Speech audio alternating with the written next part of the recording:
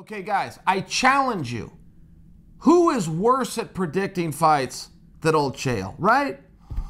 But I come to you with, I get a little credibility on this one, don't I? I said I thought that Khabib would win, and I said I thought he would win by rear naked choke, and I said that I thought he would do it in the third round. I was a round off. But I come to you with that credibility to share with you.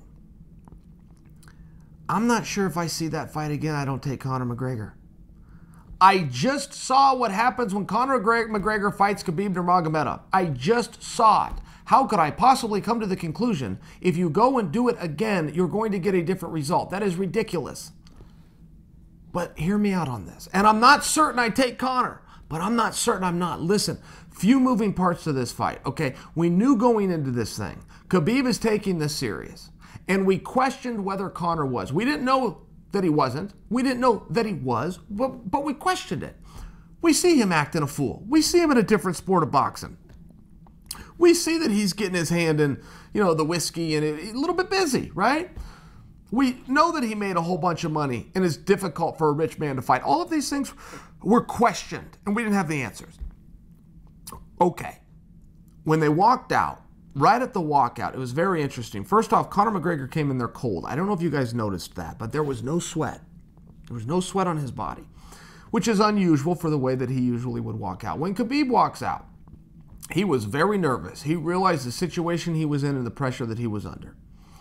They come out there and they fight, and Khabib goes right for the wrestling. And I can tell you guys as a wrestler how perfect Conor's defense was. Now, I realize it did not hold up. And that's part of any sport, the endurance in being able to do that and focus and get to the right positions and use the right pressures over and over and over and match somebody that's coming at you and staying disciplined. Khabib was so disciplined. He did not get off his game when he was met with more resistance than he possibly thought he was going to get from Conor McGregor in the wrestling department.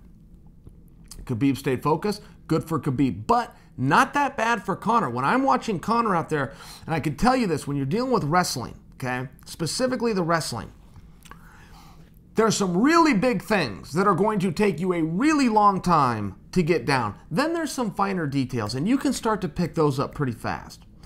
What I don't know if you guys were able to see from watching this fight is Conor had accomplished the really big things. He accomplished getting his hips low. He accomplished turning an angle when Khabib was in on the leg. He accomplished reaching over to that far ankle, slowing him down, freezing that position. He accomplished that. Those are the big things. The small things, prying on the elbow, how he's going to get the pressure, where he's to push the head to free his leg up. Those are small things that can be fixed. Conor accomplished and succeeded at stopping the big things. Now, it's the small details he didn't do, which is why I offer to you, if they were to rematch, and with Conor knowing what he knows now and having the footage that we have now, I just believe that he could fix some of those small things to make the wrestling a little bit more difficult, okay? But he did a very good job with it. He also was very smart in backing up to the fence. It's a very good position to go to. Makes it harder for the wrestler. Khabib did a good job of dragging him down. Khabib secured his legs, which is a very high level of ground and pound. That Khabib is actually the one that showed this to the rest of us that like to do ground and pound. But Khabib wasn't able to get those strikes off if you watch that first round. He held position. He won the round. Move on to the second frame. You see a little bit more. Conor had his hands down. Khabib hit him with a really big shot and hurt him. Listen, any fighter, I don't give a damn if you're a boxer or an MMA fighter. It does not matter who the better striker is, who the more accomplished striker is, who hits harder, who's more fluid. None of those things matter, okay? If you fight with your hands down and your chin up, everybody will suffer the same fate, which is they will be knocked out cold. That's almost what happened to Conor. But he dealt with the adversity. He came back. Now Khabib's got him down, and Khabib's beating the crap out of him. It's a 10-8 round. It's brutal and it's vicious, but Conor survived. There was a chance there for Conor to flick it. There was a chance there for Conor to sail that one in, and I think a lot of athletes would have. Conor survived and found his way back up to his feet. Showed a lot of grit, showed a lot of heart, showed a lot of discipline. Comes out for round 3, Conor beats him. Conor got beaten by a 10-8 round. The fight could have been stopped It was vicious and brutal. The other side of that, when you get a 10-8 round, which is essentially double the points, which is what Khabib did, you use double the energy. He comes out in round 3, and Mr. Gas Tank is all, he loses the first round of his career. Very relevant. Khabib has never lost a round. Conor took one from him after getting the crap beat out of him.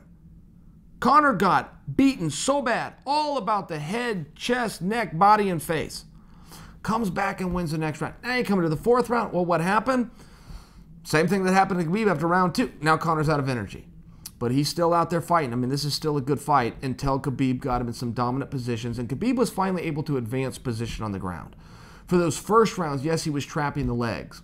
But when Conor was sliding those legs out, Khabib wasn't really able to posture up and punch.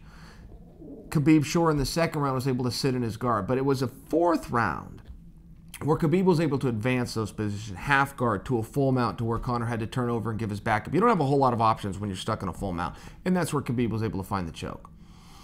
When I look at that fight, though, okay, I thought Khabib fought great. Not my message that he didn't. Khabib dominated the wrestling.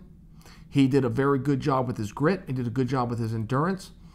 He did a good job coming back after losing the first round of his career, but he also did a good job with the hands.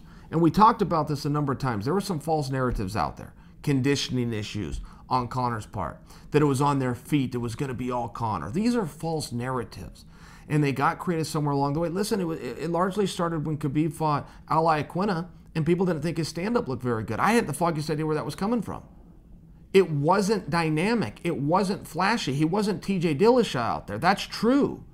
But he was taking this and he was taking this in a forward direction and sticking it on the target every time he wanted to and not getting hit in return. The name of the fight game, guys, I hit you and you don't hit me. That's the name of the fight game. It is not being dynamic. It is not kick the leg and sweep here and sidestep over there and throw this while you're slipping that. It's none of those things. I hit you while you don't hit me. And that's what Khabib did with Al, and where that entire premise and dialogue came from, that he did not look good in the stand. I think it was false. And I think that now you guys would agree with me after seeing, you know, he was able to change elevation, come up with some hooks, change elevation, boom, come with that straight right, and hurt him and do damage and get his respect, get Conor's respect, get Conor to lift those hands up a little bit, making it easier for him to come underneath and get to those legs. Thought it was a really good fight by both guys. And I don't know that that part of the story's been told. I think there has been a lot of people that did not think Conor looked good and showed that wrestling deficit. That's true. He got out-wrestled. But he stopped a lot of wrestling, a lot of it.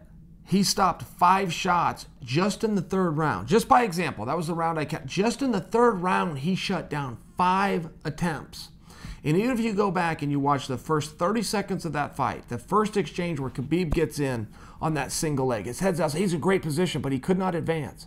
He could not get that other arm across to a double. That's a big deal in wrestling. Conor was doing the big stuff, but he missed some of the finer details. The finer details you can pick up really quick.